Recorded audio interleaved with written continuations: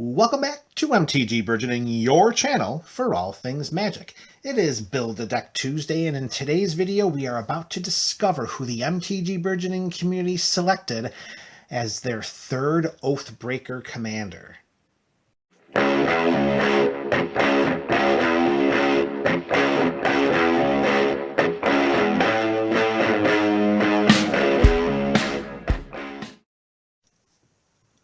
What's up, MTG Burgeoning Community? Here we are. It is Decision Day.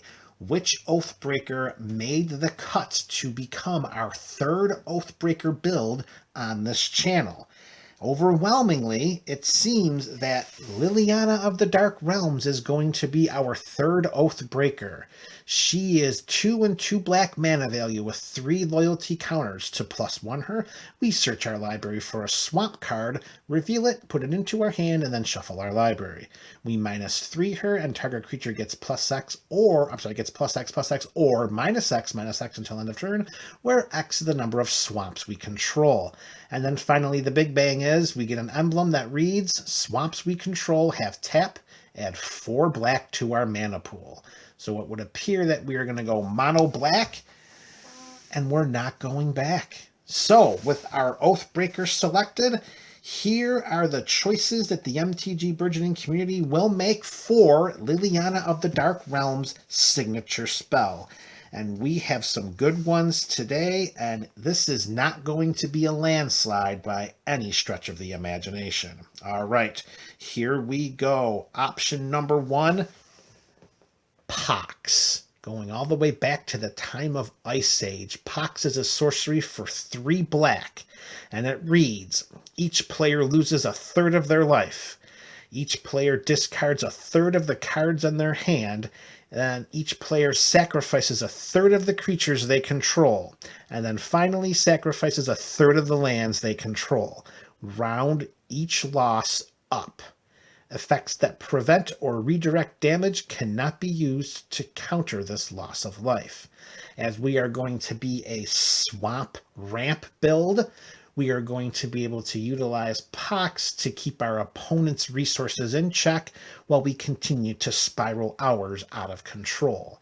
Again, we don't have to worry about losing our Oathbreaker because Pox well predates the existence of Planeswalkers in Magic the Gathering, and it is the community's #1 selection of the 5. Or the first selection, I should say, not #1.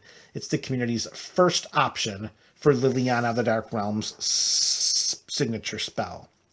Option number 2, we have Liliana's Triumph. For 1 and a black, it's an instant. Each opponent sacrifices a creature. If we control a Liliana Planeswalker, each opponent also discards a card.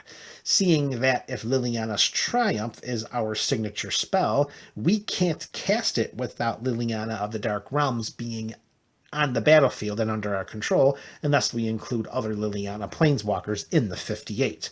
So if we have the Dark Realms on the battlefield and we cast Liliana's Triumph from our command zone, each opponent sacrificing a creature, and each opponent is discarding a card. Liliana's Triumph is option number 2 for the signature spell.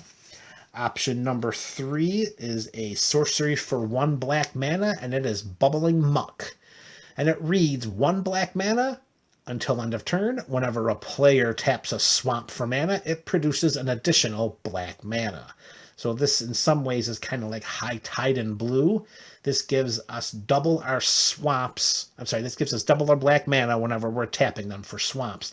The only thing we have to worry about is that this is not just us specific. This is any player that taps a swamp for mana will get an additional black mana. So we have to be a little cautious about already jumping on board Bubbling Muck in this swamp ramp Liliana Oathbreaker deck. All right, so that is option number 3. Option number 4 is going to be Mutilate. Sorcery for 2 and 2 black. All creatures get -1/-1 until end of turn for each swamp we control. Why this card would be so valuable in this build is that it's going to be swamp dependent, which we are going to be inundated with in the 58, particularly because Liliana is going to fetch us swamps every time we +1 her. Additionally, if all creatures get -1/-1, that takes care of Indestructible, that takes care of Hexproof, that takes care of Shroud, that takes care of Protection. That's going to reach every single creature on the battlefield, regardless of what it is. And plus, with it being for each swamp we control, the deck is going to be filled with tons of swamps. So Mutilate could be our ultimate board wipe, getting rid of every single possible creature that's sitting on the battlefield. Mutilate is option number 4 for the Liliana's signature spell. And our last card that we're going to include, and this one is a bit of a tricky one.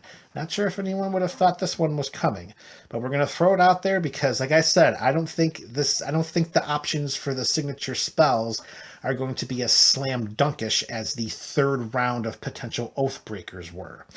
Card number 5, MTG Burgeoning Community, is an instant for 3 and a black, but we're never going to tap 3 and a black. Deadly Rollick. It's an instant for 3 and a black, exile target creature. However, if we control a commander, we may cast this spell without paying its mana cost. So if Deadly Rollick is sitting in our command zone as our signature spell, and we cast Liliana of the Dark Realms, we can cast Deadly Rollick for nothing. Then we can cast it a second time for attacks of 2. Then we can cast it a third time for attacks of 4. So for what the true mana value of this spell is at 3 and a black, by the time we cast this spell from the command zone, we've already exiled 3 target creatures. So Deadly Rollick is going to be a sneaky card to include, not just as a potential signature spell, but maybe as a card to include in the 58. And there you have it, MTG Burgeoning Community. Your options are lined up. Number 1 is Pox. Number 2 is Liliana's Triumph. Number 3 is Bubbling Muck. Number 4 is Mutilate. And number 5 is Deadly Rollick. What say you, Burgeoning Community? Let me know your thoughts in the comment section below as we select the signature spell for the channel's 3rd ever Oathbreaker deck. This is MTG Burgeoning, your channel for all things Magic.